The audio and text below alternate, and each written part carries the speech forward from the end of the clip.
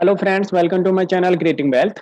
तो आज हम बात करेंगे मीडिया एंड एंटरटेनमेंट सेक्टर से रिलेटेड एक स्टॉक के बारे में और जानेंगे कि कंपनी प्रोडक्ट्स में जो है डील करती है और किस तरीके से जो है इसमें आपको एक रुझान देखने को आने वाले टाइम में जो है मिलेगा। पूरा इसका एक डिटेल्ड एनालिसिस करेंगे, टारगेट भी निकाल के देखेंगे कि क्या इसके जो है short term and long term के लिए टारगेट हो सकते हैं। तो चलिए स्टार्ट करते हैं। तो कंपनी का नाम है डिश टीवी और डिश टीवी की अगर बात करें तो इनके जो सेट टॉप बॉक्स के जो है इनके काफ़ी तरीके के सेट टॉप बॉक्स इनके मौजूद हैं। एंड अब तो इन्होंने जो है स्मार्ट स्टिक्स भी जो है निकाल दी हैं। एंड उस तरीके से जो है कुछ प्रोडक्ट इन्होंने जो है अभी न्यू भी निकाले हैं। तो चैनल के पैक्स इनके काफ़ी तरीके के मौजूद हैं। तो उस तरीके से जो है इनका एक बिजनेस है सर्विसेज में बात करी जाए तो। एंड जी प्लेक्स भी इन्होंने जो है अभी नया स्टार्ट किया है, क्योंकि जो कोविड के चक्कर में जब सिनेमा हॉल्स अगर जब नहीं स्टार्ट हुए थे तो उस समय पे जो है न्यू मूवी जो रिलीज जो होती थी तो इनका एक जी प्लेक्स का चैनल है, उसके थ्रू जो है उनको देखा जा सकता है। तो इस तरीके से जी प्लेक्स भी इन्होंने जो है स्टार्ट किया है। तो कंपनी ने कुछ नई चीजें इस तरीके से कुछ स्टार्ट की हैं। तो हालांकि सबसे बड़ी बात इस कंपनी के साथ में जो हुई है, एक प्रॉब्लम जो इसके साथ में जो क्रिएट हुई है, मैं आपके सामने रखूं, मतलब कॉम्पिटिटर कौन कौन से आ गए। तो 2016 के बाद में सबसे बड़ी बात, जब जियो जो लॉन्च हुआ, जियो के लॉन्च होने के बाद में डेटा पैक बहुत सस्ता हो गया। डेटा पैक सस्ता होने की वजह से मोस्टली जो लोग हैं यूट्यूब का यूज जो है करने लगे। यूट्यूब का ज्यादा से ज्यादा जो है यूज बढ़ा। और उसके बाद जो है कि एक मोबाइल का ट्रेंड ज्यादा से ज्यादा बढ़ गया, जैसे कि जियो जो न्यूज है, तो जियो के अकॉर्डिंगली जियो टीवी है, जियो टीवी पे लोग बाग जो हैं अपना आगे के जो चैनल्स हैं उनको देखने लगे। और भी काफी चीजें जो है धीरे धीरे करके जो है लॉन्च हुई, जो मैं आपके सामने रखूं। तो उनमें देखेंगे तो Amazon Prime, Netflix, Hotstar, Vodafone Play, Google Play, MX Player, Watcho, YouTube. तो इस तरीके से जो Airtel Xstream and Sun NXT mobile app, Tata Sky mobile app, तो इस तरीके से जो है काफी तरीके के जो है ऑप्शंस एक मार्केट में आ गए। मार्केट में जब ज्यादा से ज्यादा जब ऑप्शंस जब आ जाते हैं तो एक जो एरिया जो पहले का जो चल रहा होता है, या जिस तरीके से जो है जो कंपनी जो काम कर रही होती है, तो उसके एक थोड़ा सा रेवेन्यू में गिरावट, प्रॉफिटेबिलिटी में गिरावट आपको देखने को मिलती ही मिलती है। ये जरूरी है और ऐसा होता भी है, क्योंकि वो जो है उस टेक्नोलॉजी को अवेल नहीं कर पाए, उसके तरीके से वो अपने जो है मैनेजमेंट को नहीं संभाल पाए, अपने बिजनेस को वो नहीं संभाल पाए। और इन जो चीजों ने आके ना, आप अगर आप देखेंगे तो ज्यादातर लोग जो आजकल यूट्यूब का इस्तेमाल करते हैं, क्योंकि घर में जो है डेटा पैक अगर लगा हुआ है तो कोई भी रिचार्ज डिश टीवी या इन चीजों में, टाटा स्काई इन चीजों में नहीं कराता है। वो घर में भी क्या है कि अपना नेट कनेक्ट करके और उसी से ही जो है चैनल्स चलते हैं, उसी से सब कुछ चलता है। आजकल जियो टीवी है और इस तरीके से जो है ऑप्शंस काफी आ गए हैं मार्केट के अंदर। ऑप्शंस जब ज्यादा से ज्यादा जब आ जाते हैं तो कहीं ना कहीं कुछ ना कुछ प्रॉब्लम्स देखने को मिलती है उन कंपनीज को जो कि मार्केट के लिहाज से कैपेबल नहीं हो पा रही हैं, या मार्केट के लिहाज से जो वो काम नहीं कर पा रही हैं उस तरीके का। तो यहाँ पे ये चीजें एक तो डिश टीवी को देखने को मिली, जहां से कि एक जो है उनके लिए नेगेटिविटी देखने को मिली उनको। और कस्टमर्स जो हैं इधर उधर उनके जो हैं हो गए, काफी कुछ डिस्टरबेंस इस वजह से देखने को मिली। फिलहाल जो यस बैंक जो कह रही है कि एक नया ओनर डिश टीवी को जो है चाहिए, क्योंकि एक अच्छा खासा अमाउंट यस बैंक का भी जो है एक बोरो किया गया है मिस्टर सुभाष चंद्र के थ्रू। तो उसको भी जो है यस बैंक भी जो है उससे निकलना चाहती है और उससे अपने जो अमाउंट को जो है वो निकालना चाहती है, जिससे कि एक अच्छा खासा उसके लिए भी एक फायदा देखने को आने वाले टाइम में जो है मिले। तो ये भी थोड़ा धीरे धीरे करके ये भी बात जो है उठ रही है। तो यहाँ पे अगर आप कहेंगे कि बिजनेस को अब सरवाइव करने के लिए कुछ ना कुछ एक न्यू अपॉर्चुनिटीज जो है क्रिएट करनी पड़ेंगी। हालांकि डिश टीवी ने भी न्यू अपॉर्चुनिटीज जो है वो क्रिएट की हैं, जैसे कि मैंने आपके सामने रखा जी प्लेक्स इन्होंने जो है क्रिएट किया। और थोड़ा सा उसको जो है रुझान मेरे हिसाब से जो है देखने को मिला। लेकिन धीरे धीरे क्या है, कोविड के नॉर्मल से होने के बाद में फिर से लोग जो है हॉल्स में जाने लगेंगे और सिनेमा हॉल्स में जाएंगे, वहीं पे जो है वो अपना मूवीज देखेंगे। तो ये कोई चीज एक ऐसी नहीं है जिसको मतलब आप मान सकें कि हाँ बहुत ही अच्छा खासा जो है एक परफॉर्मेंस यहाँ से आती हुई दिखेगी। तो क्योंकि छोटी टीवी पे जैसे कि अगर बड़े-बड़े घरों में अगर आप देखेंगे तो वहाँ पे तो जो है पर्दे लगे होते हैं। लेकिन एक छोटे एरिया में या मिडल क्लास लोग और या उससे नीचे वाले लोग जो हैं वो फिर क्या है कि फिर वो सिनेमा हॉल्स ही ज़्यादा पसंद करते हैं। तो हालाँकि इन्होंने ये अपॉर्च्युनिटी निकालने की कोशिश की कोविड के अंदर और ये इनके लिए थोड़ा फिट भी बैठी। तो 2 तरीके हैं इनके लिए, या तो कंपनी कुछ आगे फर्दर कुछ ऐसी चीज़ें लेके आती हुई दिखे, just like Amazon and Netflix and आप जो कहेंगे तो इनकी तरीके से अगर कुछ जो नई चीज़ें लाते हैं अमेज़न, नेटफ्लिक्स या एमएक्स प्लेयर की तरह या हॉटस्टार की तरह, कुछ ऐसा कोई एक ही अपना ऐप डिज़ाइन करते हैं या कुछ ऐसा अगर कुछ करते हैं मोबाइल ऐप के थ्रू जिससे कि ये अपने सारे चैनल्स जो हैं मोबाइल पे भी जो है शो कर पाएँ, दिखा पाएँ। तो ऐसा कुछ अगर ये मार्केट में अगर आगे कुछ करते हैं, आगे कुछ न्यू टेक्नोलॉजी में जो है एक ये इन्वेस्ट अगर करते हैं, तो पॉसिबिलिटी है कि कंपनी कुछ आगे एक इमर्ज होके दोबारा से निकले।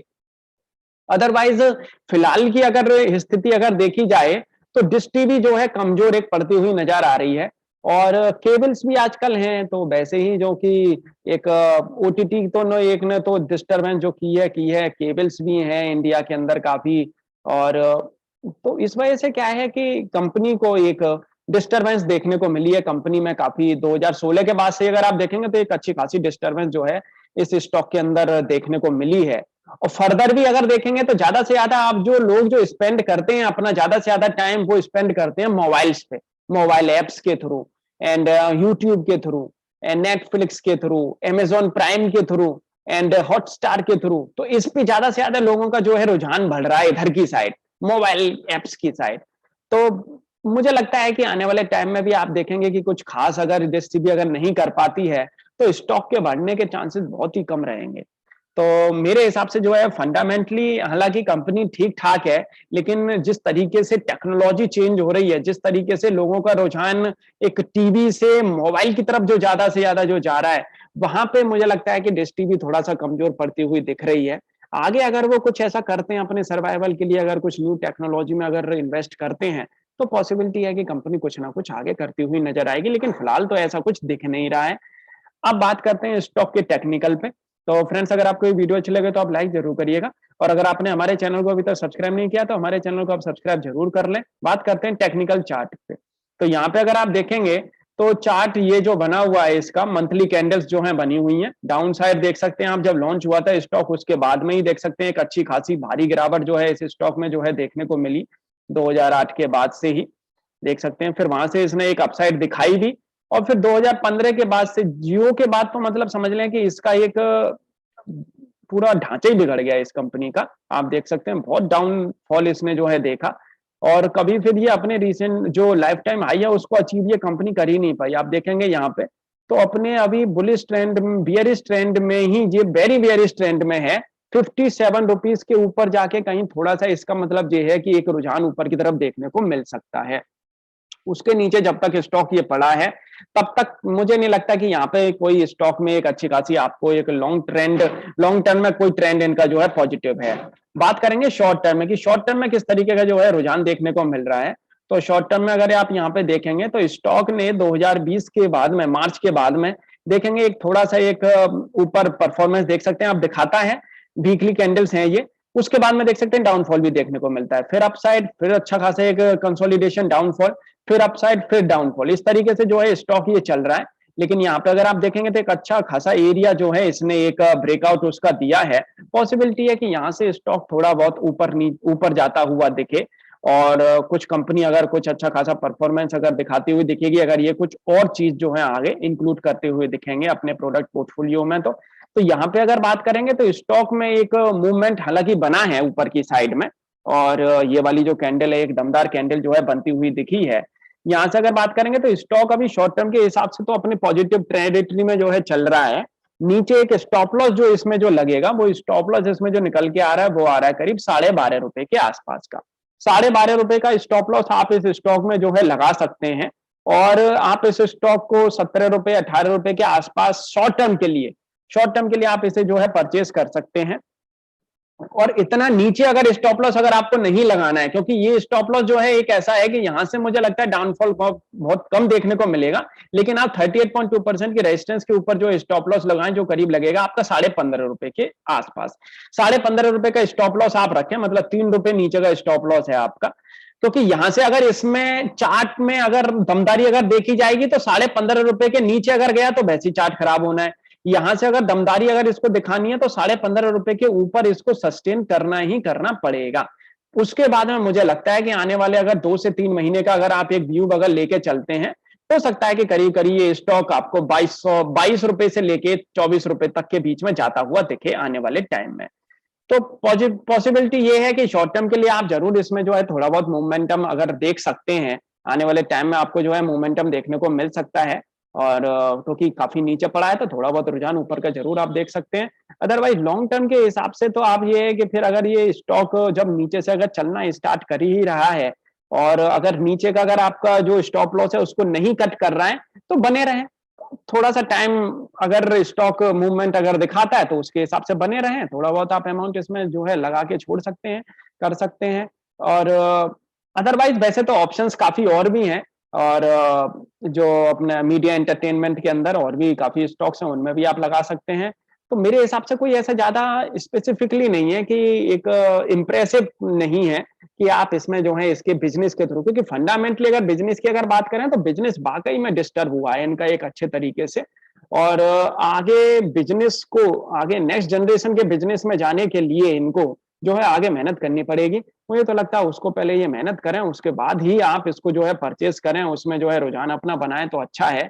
और जिन्होंने ले रखा है वो अपना एक स्टॉप लॉस बस ट्रेल करते चलें, 15 रुपए का एक स्टॉप लॉस लगा के चलें, उसके नीचे फिर से अगर आता है तो मेरे हिसाब से निकल जाना चाहिए। मैं कुछ और यहाँ पे आपके सामने जो है इसके फंडामेंटली नंबर्स रखता हूँ, तो आप देखेंगे तो माइनस में ईपीएस है, स्मॉल कैप कंपनी है, 1 की फेस वैल्यू है। एंड यहाँ पे आप डिविडेंड अगर आप देखेंगे तो डिविडेंड में भी जो है कंपनी का ट्रैक रिकॉर्ड बिल्कुल बिगड़ा हुआ है। 2018 में बस एक बार जो है डिविडेंड दिया है। एंड यहाँ पे अगर बात करें एनुअली रेवेन्यू की, तो रेवेन्यू साइड में भी जो है 2017-18 में बढ़ा, फिर उसके बाद में फिर से डाउनफॉल। क्योंकि जब अगर आप देखेंगे यहाँ पे डाउनफॉल 2021 में भी देखने को मिला है, जबकि कोविड के केस में लोग घर से निकले ही नहीं। तो यहाँ पे तो मुझे लगता था कि रिचार्ज ज्यादा से ज्यादा होना चाहिए था, लेकिन यहाँ पे भी नहीं हुआ है। तो कुछ ना कुछ प्रॉब्लम जरूर है। लोगों का रुझान मोबाइल की तरफ ज्यादा बढ़ रहा है, ओटीटी की तरफ ज्यादा बढ़ रहा है, लोग उनको सब्सक्राइब ज्यादा कर रहे हैं, तो इधर की तरफ रुझान थोड़ा कम हो रहा है, वो दिख भी रहा है, रेवेन्यू में भी आ रहा है। प्रॉफिटेबिलिटी में तो अगर आप देखेंगे तो 2017 के बाद में लॉस में ही रही है कंपनी ईयर ऑन ईयर। डेप्ट की बात करें तो डेप्ट हालांकि कंपनी जरूर कम कर रही है धीरे धीरे करके। एंड क्वार्टर ऑन क्वार्टर देखेंगे तो रेवेन्यू में भी एक डाउनफॉल देखने को मिल रहा है शार्प। एंड प्रॉफिटेबिलिटी में जो देखेंगे तो आप मार्च में बहुत एक डाउनफॉल देखने को मिला है, लॉस में रही है कंपनी, हालांकि धीरे धीरे करके प्रॉफिटेबिलिटी में आ रही है। अब देखते हैं ये प्रॉफिट कहाँ सस्टेन इसका करता हुआ दिखता है। और यहाँ पे अगर बात करेंगे तो एफआईआई डीआईआई के पास में एक अच्छी खासी होल्डिंग मौजूद है, प्रमोटर्स के पास में बहुत नॉमिनल सी होल्डिंग जो है रह गई है। यहाँ पे अगर बात करते हैं तो धीरे धीरे प्रमोटर्स ने अपनी होल्डिंग को, मैं आपके सामने रखता हूँ यहाँ पे, तो प्रमोटर्स की होल्डिंग देखेंगे तो आप प्रमोटर्स ने अपनी होल्डिंग को धीरे धीरे घटाया है, देख सकते हैं जब प्रमोटर्स भी अपनी होल्डिंग को जो है घटाने लग रहे हैं। प्लेज होल्डिंग भी एक अच्छी खासी है, तो कंपनी में है कहीं ना कहीं कोई प्रॉब्लम है, जो कंपनी का स्टॉक जो है बढ़ नहीं पा रहा है, माइनस में आरओई है। डेप्ट धीरे धीरे हालांकि जरूर कम कर रहे हैं, इनको कुछ ना कुछ ऐसा कुछ करके चलना होगा जिससे कि नेक्स्ट जनरेशन में कंपनी जो है टिक पाए आने वाले 4 से 5 साल में। अदरवाइज ये स्टॉक बहुत जल्दी मुझे लगता है कि सिंगल डिजिट में फिर से आ जाएगा, और डिस्टर्बेंस है कंपनी के अंदर। तो फ्रेंड्स अगर आपको ये वीडियो अच्छी लगी हो तो लाइक जरूर करिएगा, और अगर आपको इस स्टॉक से रिलेटेड अगर कोई और भी क्वेरी है तो आप हमें कमेंट करके पूछ भी सकते हैं। Thank you.